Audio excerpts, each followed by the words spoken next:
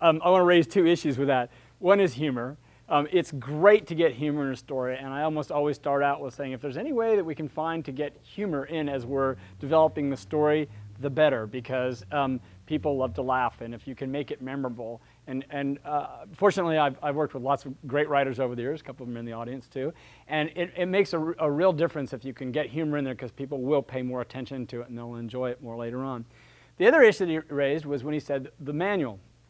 If it's something that's online, as frequently these kind of training programs are, then it's very easy to be able to make that a link. You click on it and it can actually go to the manual. You can have the manual broken up into specific areas, like, well, as you remember, there's something in the manual that identifies that, and you could click on that as being a resource, so that when they're reading along, they actually see how that's used in context. I mean, the executive director of that point could actually like pull out the manual, open it up, turn to the right page, and say, "See, here's some of the rules that we have about those kind of those kind of ideas being brought, and where they should, brought to the executive director, and where they should actually go on the board." So it always gives context for how those resources are being used, and that's a very helpful way to place it in a context. So.